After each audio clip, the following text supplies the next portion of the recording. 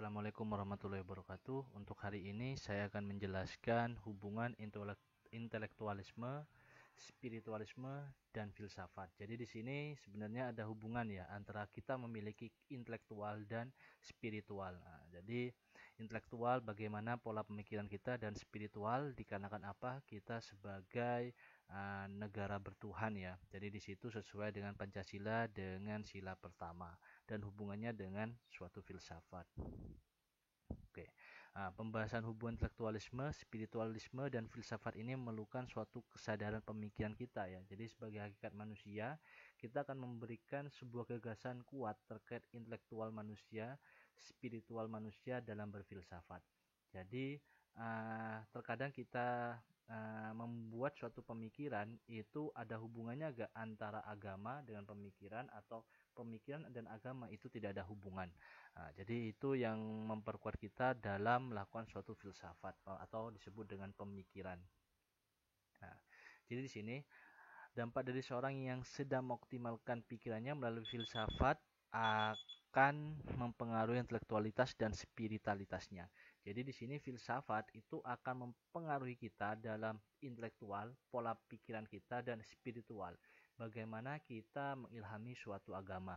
Ya, dikarenakan di sini semua Muslim, maka saya sebutnya dengan Allah ya. Oke. Jadi sini untuk filsafat membentuk intelektual. Dari pengertian istilah ya, intelektual adalah sebuah doktrin filsafat yang menitikberatkan pada kognisi. Jadi di sini kalau kita sebagai guru dalam tingkat kognitifnya ya. Jadi kognitif itu biasanya KI3 ya, atau pengetahuan. Di sini filsafat didefinisikan sebagai suatu bidang yang berkecimpung terkait intelektual. Jadi setiap manusia pasti memiliki intelektual, di mana intelektualnya pasti berbeda-beda. Saya tidak setuju jika intelektual manusia itu berdasarkan skor. Karena apa? Karena setiap intelektual itu akan mempengaruhi dari daya pemikiran kita. Belum tentu intelektualnya tinggi, tetapi dalam problem solvingnya itu bagus. Jadi saya rasa skor itu belum bisa menunjukkan bagaimana intelektual manusia secara presisi ya, gitu. Kemudian intelektualisme ini suatu paham yang mengedepankan pada budaya intelektual atau mengedepankan pengetahuan dalam menyelesaikan masalah. Jadi dalam intelektual ini dia setiap ada permasalahan maka akan dihubungkan dengan materi keilmuan. Bagaimana filsafat membentuk spiritual?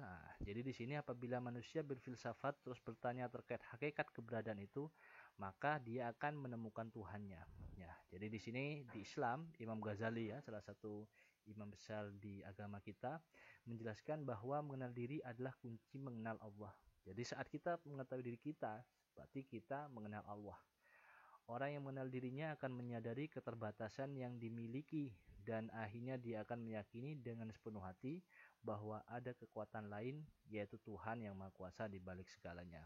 Oke, jadi mungkin coba kalian paparkan di kolom komentar bagaimana sih istilahnya hubungan mengenal diri dengan kunci mengenal Allah. Mungkin siapa yang bisa memberikan contohnya ya. Mungkin untuk materi kali ini saya hanya menjelaskan bagaimana filsafat dalam sudut pandang intelektual dan spiritual. Saya minta pendapat kalian, apakah filsafat dalam spiritual dan intelektual itu bisa bersatu atau pasti berbeda? Oke, silakan berkomentar di kolom komentar seperti biasa. Saya akhiri, terima kasih. Assalamualaikum warahmatullahi wabarakatuh.